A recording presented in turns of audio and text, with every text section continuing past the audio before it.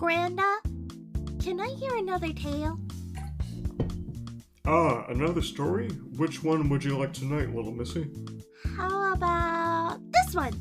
It's blue, and I like blue. Blue, you say?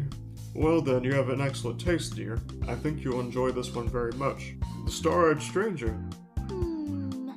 Whatever happened to the star-eyed, stranger, I think? Will they ever come back, Granda? Perhaps maybe one day the Star-Eyed Stranger will return, but for now we can meet him in the story. Yay! Read it, Granda!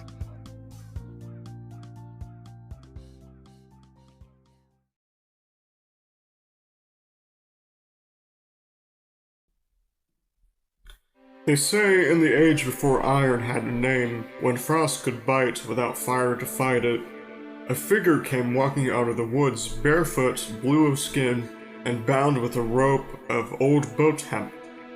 The stranger walked like mist might walk if it ever grew tired of the sea. Their shirt was thin as pilgrim's hope, and their ribs shone through it like bars of a silver cage.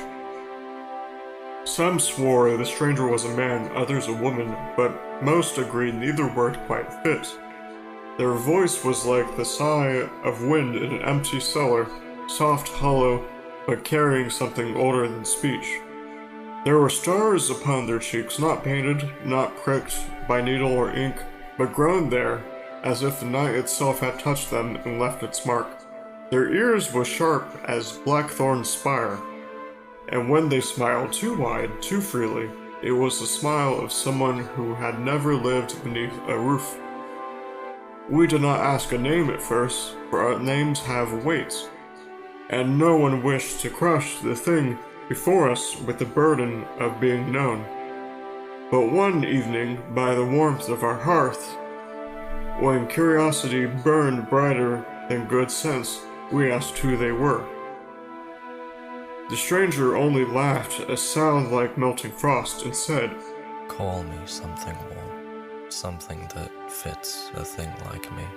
The true moniker is too complex to say." And they bit into a piece of heated wheat as if it were a gift from the stars themselves. From that day, the people began to call them Star Eater for the flecks upon their face, or Winter's Light for the strange comfort that followed in their wake. Children preferred Blue Wanderer. The names clung to the air like pollen, but the stranger never claimed a one. They spoke little, but when they did, their words had roots. They whispered to the fruit trees, and 3 days later, the boughs bent heavy with pears, though it was the dead heat of winter. They wrapped a child's broken arm with leaves and rainwater, and the pain left before the crying did.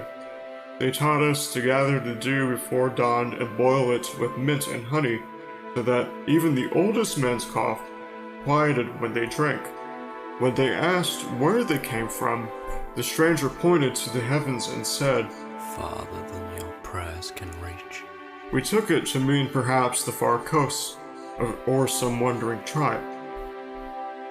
But the wise woman who had once seen falling star up close said nothing, only looked long into the sky and frowned, having known more than we could ever fathom. They say the Star-Eyed Stranger once met a bear in the valley. No weapon, no word, just a silence so deep the beast lay down and slept.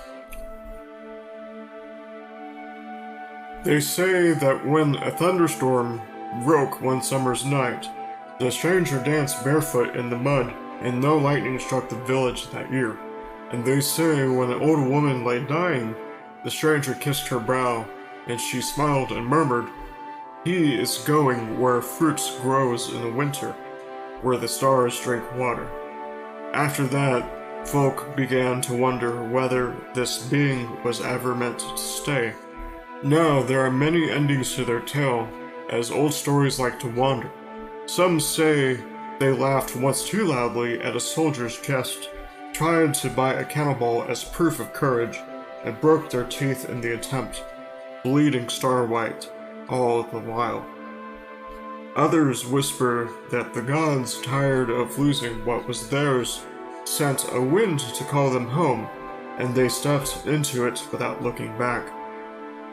A third tale tells that one twilight, when the world was beneath breath and sleep, the stranger began to glow, first softly, then brighter, until the fields themselves shimmered. When the light faded, all that remained was a coil, a boat rope in the grass, and the faint scent of pears. But not everyone agrees they died. Some claim that they were seen years later by the cliffs barefoot still, tracing constellations in the sand. Others say on still nights, if you listen to the orchard, you can hear the wind speaking in a soft cellar voice, telling the trees when to bloom. Yet there was a service long ago, the bell was rung and the people wept, though no body laid beneath the shroud, and when prayers were done, it rained pears for an hour, green and gold, falling from a sky too cold for such mercy.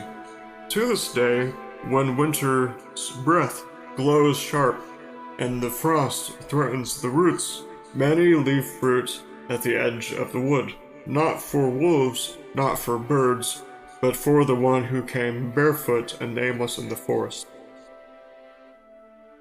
For the blue stranger with the star eyes who never asked to be ours, but made us his anyways.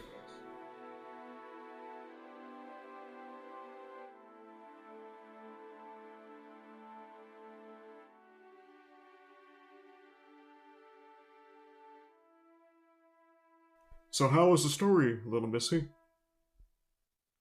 I see you enjoyed it. Let's get you to sleep.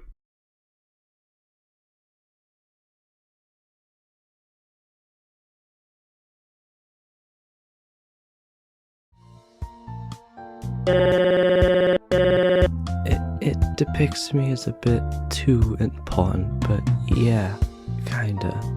I didn't say stuff like name me something warm. I just wanted a name that wasn't like Gregoria.